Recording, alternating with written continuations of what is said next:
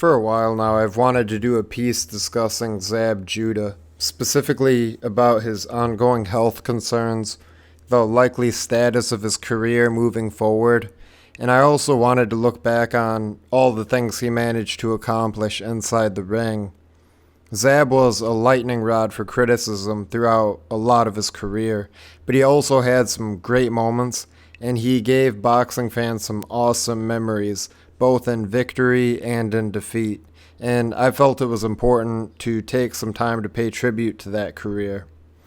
For anyone who's not aware, in early June, the former welterweight and junior welterweight champion was knocked out in the 11th round of his fight with prospect Cletus Seldin. The 41-year-old Judah ate over 300 punches, the majority of those punches landing to the head. At the time of the stoppage, Judah was still lucid enough to insist that he wanted to continue fighting, but later he was eventually checked into a Syracuse, New York hospital. While Judah was in the hospital, it was widely reported throughout the boxing world that the former champ either fell into a coma or was placed into a coma for medical reasons.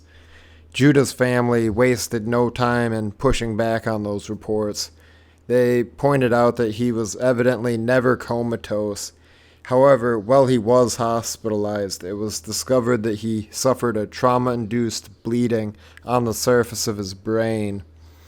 The majority of fatalities in boxing throughout the years have been caused by complications from bleedings on the brain, so it appears from what little we know that we came perilously close to losing Super Zab. Fortunately, Judah's subdural hematoma was not fatal. He was released from the hospital after several days of steady progress. Other than that, not much else has been reported. His family has been tight-lipped, asking for privacy during this period of recovery, and I think it's only fair to honor that request.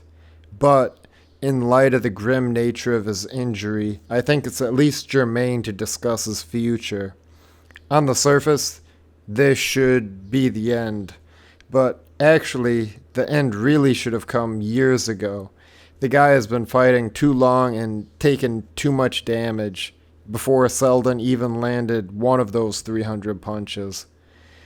But a hospitalization for traumatic brain injury really should permanently close the door on any more fights.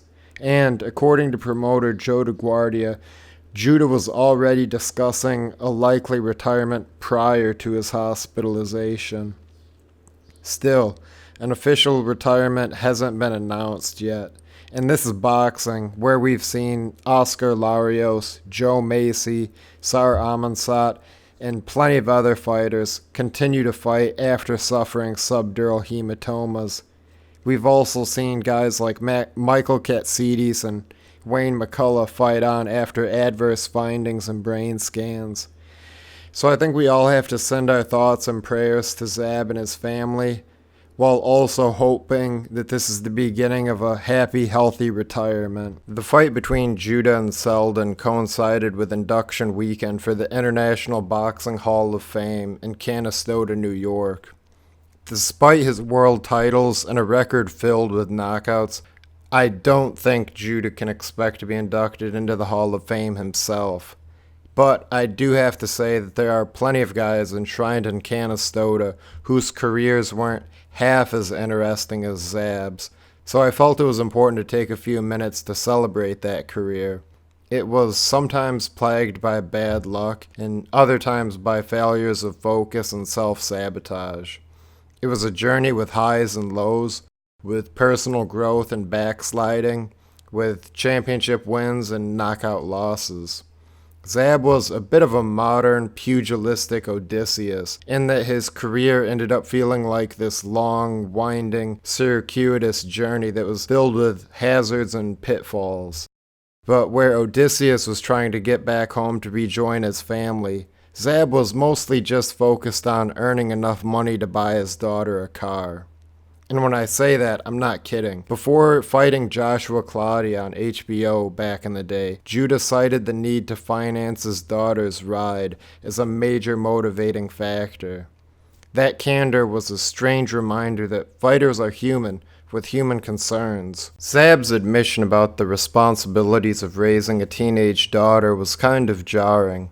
Somehow the idea of him as a father, stressed out about mundane things like driving privileges and curfews, just seemed at odds with the image of him we'd grown used to over the years.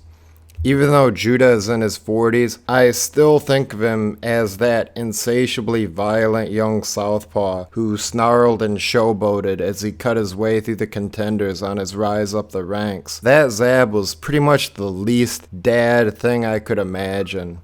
That Zab was a young phenom. He was the second coming of Pernell Whitaker. Except, unlike Whitaker, Zab was a venomous punching knockout artist, in addition to being a stylish southpaw. That Zab was wild and brash, a young man decked out in bling with a legendary temper who was known to taunt his defeated opponents after he'd knocked them senseless. During his IBF title reign at 140 pounds, it looked like Judah might be an all-time great in the making. Eventually, though, reality caught up with Judah. The biggest reality check came when he lost his unbeaten record to Kostya Tszyu. That right hand and the ensuing chicken dance brought his stock back to earth in a hurry. In that loss, Judah found himself in a weird place where he was kind of a clown on one hand and a bad guy on the other hand. His post-fight temper tantrum, where he attacked referee Jay Nady, turned him into a pariah within the sport, while the chicken dance itself made him a laughing stock. It literally made him the butt of a joke when he was featured in a stand-up comedy bit by Cedric the Entertainer. But Judah showed persistence. He eventually regrouped to win the welterweight championship in spectacular fashion. He won that championship by knocking out Cory Spinks in front of Spinks' hometown crowd in St. Louis. Before beating Spinks, he had nice wins over Jaime Rangel and Rafael Pineda, and after the Spinks win, he TKO'd his mandatory challenger Cosme Rivera in the third round. He later lost that title to Carlos Baldemir in the biggest upset of the decade, and he had a huge fight with Floyd Mayweather after that. As was the larger pattern with Zab's career, the Mayweather fight was a mixed bag. On the plus side, he managed to trouble Floyd with his speed and athleticism. He even won a couple rounds and arguably scored a flash knockdown. But on the downside, he was ultimately outclassed and resorted to a rancid low blow rabbit punch combination that incited a brawl that nearly spilled into the Las Vegas crowd. After that, things mellowed out for Zab a little bit. He had the aforementioned loss to Joshua Clottey, as well as another bad loss to Amir Khan a few years later. But he did have a win over Lucas Matisse that looks awfully sweet in retrospect, and he managed to ice Kaiser Mabuza in breathtaking fashion. His back-to-back losses to Paulie Malignaggi and Danny Garcia in 2013 really should have been the last fights of his career, and even that would have been a belated time to retire. Judah ultimately fell short of the spectacular expectations that surrounded him during the early years of his career. I think if you talk to a fan who followed Judah from the beginning up until now, they would say he ultimately turned out to be a bit of a disappointment. But while I was writing this, I took a moment out of some curiosity to write out my own list of Judah's top 10 wins, and to my surprise, it was actually pretty difficult to pick those 10 wins, because I had a hard time leaving out the previously mentioned KOs of Jaime Rangel and Kaiser Mabuza. Rangel was so durable, he managed to go 10 full rounds with Timothy Bradley, but Judah dusted him in less than a round, and Mabuza was storming his way up the ranks and had just made Kendall Holt surrender on his stool. Meanwhile, Daryl Tyson and Reggie Green were two more good wins for Zab. Another good win came against the uncrowned lightweight champ Jose Santa Cruz. Judah put him to bed in only 3 rounds. I'm not trying to convince anyone that Judah was an all-time great. I'm just making the case that the critics have lost track of all the good work he did over that long career. But those top 10 wins don't reflect Zab's finest hour in the ring, at least in my opinion. His finest hour wasn't that brilliant, focused performance against Cory Spinks or his off-the-deck effort against Lucas Matisse or any number of his quick KOs. It was actually that epic battle with Miguel Cotto. The setting was Madison Square Garden, the day before the annual Puerto Rican Day Parade, and the garden was rocking as hard as it ever did during the heyday of Tito Trinidad.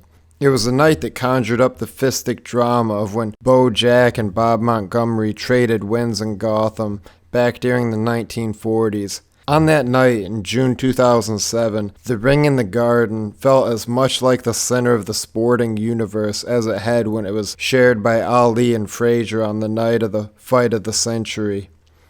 From the opening bell, it was an instant classic, a volcanic explosion of violence, with Judah's hand speed, power, and slippery southpaw defense set against Cotto's unstoppable, marauding aggression. Although Judah was still most famous for doing the chicken dance in the ring, on this night it was Cotto who was on unsteady pins.